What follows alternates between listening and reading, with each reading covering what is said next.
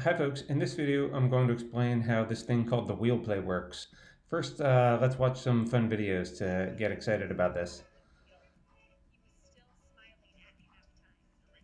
There's a fantastic huck, a little longer than any of us can throw, but that's a play that we would like to do in our games. Okay, pretty awesome. How about one more example? Same team in white has the disc.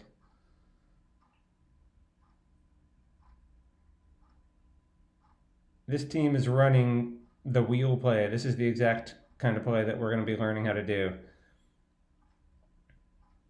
It looks pretty complicated and you might have no idea what's going on in all of this action, but this is precisely the offense that we're going to run, the same one as the Raleigh Flyers here. This is what the play looks like. We're going to number the players. So each one of these shapes is one of our players. 1, 2, 3, 4. The numbering stands for the order in which they're going to get the disc as long as the play doesn't break down. So this is a play that you can run off of the pole. So the disc got thrown from the other team at this end zone and it comes down to here. We're going up the screen. And 1 is the number for the person who's going to pick up the pole. Like let's say the pole lands here.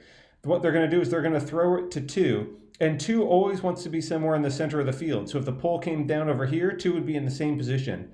1 is centering the disc up to 2. 2 also wants to get forward of the play.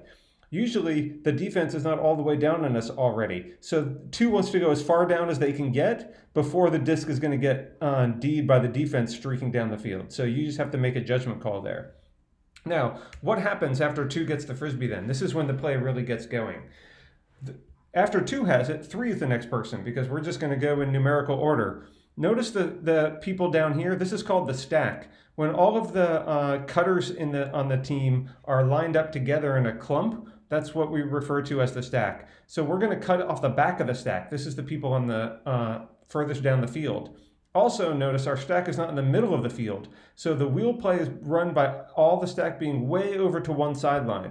What is the purpose of that?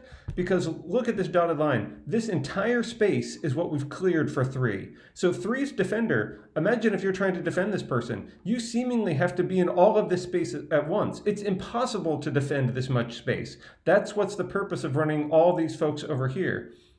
So 3 is going to cut in a certain way that their defender just cannot possibly defend. The first look we're going to always do is look deep, just like you saw in one of those videos. If they're going to just let us cut deep and give us an open huck toward the end zone, then we're going to take it. So that's generally the first look. This is also effective because usually the other team has run way down here to get on us, and they don't realize we're going to just start gutting this way. So their defender's going to have to plant and go out again, where we're just going to keep streaking out.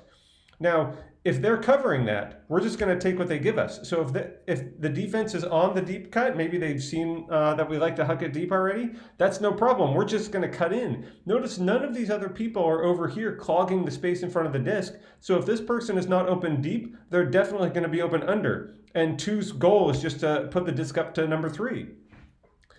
Okay, so these arrows, this just refers to how the pass goes. Now, what happens after 3 just got the disc from this in cut? Well, everybody else, the stack just trots up the sideline. We don't want them to get crazy and everybody start running toward the disc or running to the middle of the field. They run up the sideline like this. 2 is going to resume the place where 1 was before, and that provides a dump in case the stall count gets really high.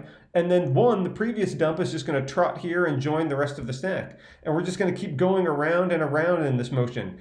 Everybody, number 4 next, they're going to be up here and they're going to make this cut to the top. And if they're guarded out there, then they're just going to cut in. And it creates a circular motion. So you can see why this thing is called the wheel play. This is all we're going to do. And usually it looks like we got to the end zone after 2 passes, but that's just because I have a tiny little field on my screen.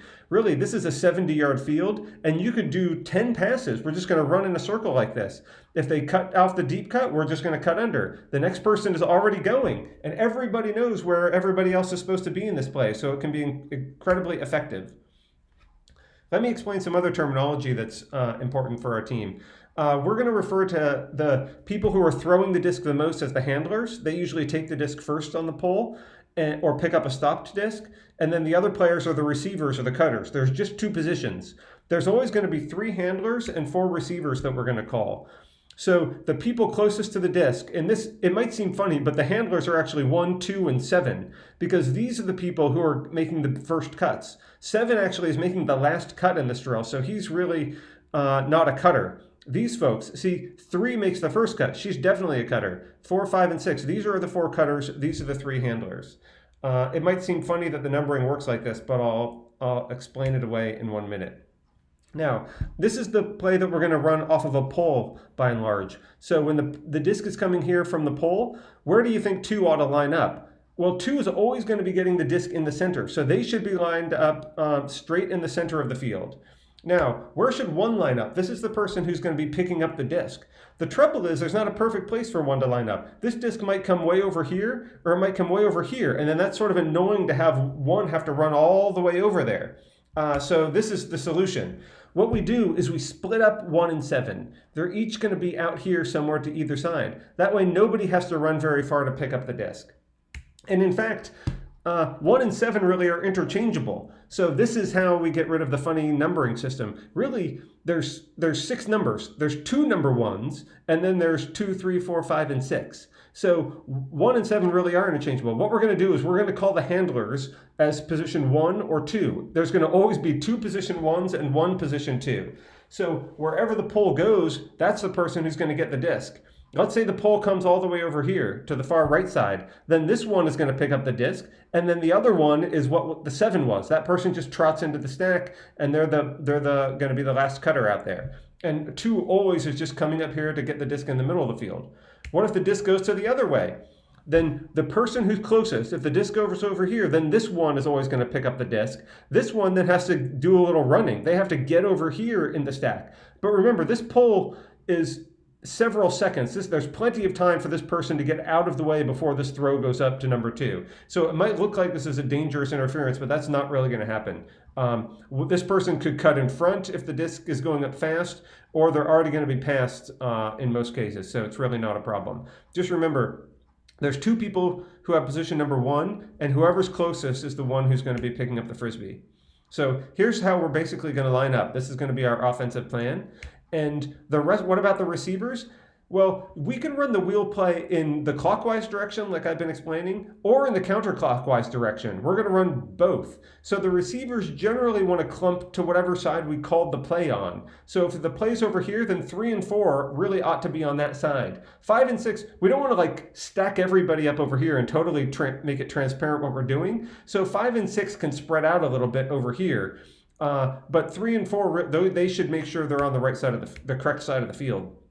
So if we're going to run the wheel play on this side and we're going to go counterclockwise, then 3 and 4 ought to be over here on the right side of the wheel, the stack side. And again, 5 and 6 can be just about anywhere as long as we're not giving away what we're doing. Okay, let's now look at that footage from the professionals again to see how they're doing what we want to do. Notice here's the person with the disc.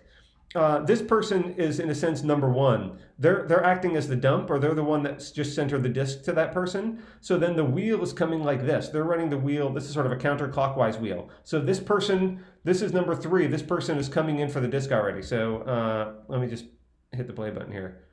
So that person came in for the disc. Notice their defender is just trotting behind them. So we're just going to take this easy 20-yard pass if the defenders are behind us. Notice the rest of the people here. This person here is getting in the stack. These people are floating up the center. When we run this off a pole, this stack will be farther over here as well, but they're doing this in the middle of the action, so that's why they're not as far over. But look at where all these people are facing. They're facing out. Look at this person. He's cutting out, and then he's going to cut in the cutting lane over here. These people are not swirling in front of the disc. This person is facing in because they're going to get behind in the back of the wheel and just keep going. So let's see how it proceeds. Notice this person, this is number 4 now. He was looking deep. We just saw a minute ago he was facing out, but his defender was last back and guarding the deep puck, which is a smart thing. So what is this person going to do? Just going to take the free 20-yard pass, and he's going to make the in cut. Oh, okay. No, I didn't talk about this, but they didn't think like they were open enough, so they just cut out and cleared again. And if that person doesn't get the disc, this is pretty important. Who's next? The next person at the end of the wheel, so number 5. And given that this person was clogging the deep, they just cleared that space from the in front of the disc, so this person's just going to cut in immediately in order to get the frisbee. And what are we going to do? We're just going to keep working the disc. Notice how the wheel goes. So this person is streaking out, and then, oh, now he's going to plant and make a cut over for his teammate on that open side. Now the play has sort of broken down. This person wants to dump the disc and get rid of it. But look at all the rest of these players. They're just going to keep working the wheel, keep working the action like that. Let's see one more example. So this actually is straight from a pole. So you can see this is the true wheel. This is exactly what we're going to do. This is the person, this pole was really deep in the end zone. This person, you can't walk it out of the end zone. This person picked it up and they're centering it. So there's number one, there's number two. Where's number three? No, actually three is this person. You can tell he's already cutting. So this is the person who's numbered three. Just because of how this person's already out in position. That's 3, 4, 5, 6, and 7. So this is our other handler who's just trotting at the back of the sack. Notice this guy. This is the person who's already streaking for the first cut. And look at all the space they create. They're stacked up on that side of the field. There's this huge space over here. It's simply impossible to shut down all of that space. So what is that person doing? Whoa, this person is doing a fantastic outcut. If they're shut down, he's going to plant and come in here and get all of this underspace. But look, the defense is out of position. The defense, even the pros make mistakes. That person should not be like that. So what do? This is always our first look. We're just going to jack it deep. And this person is extremely fast and has several steps on the other person. So there's the first look. That in a nutshell is what we want to be doing too. Okay. That's the wheel play. That's one of our fundamental plays for our offense.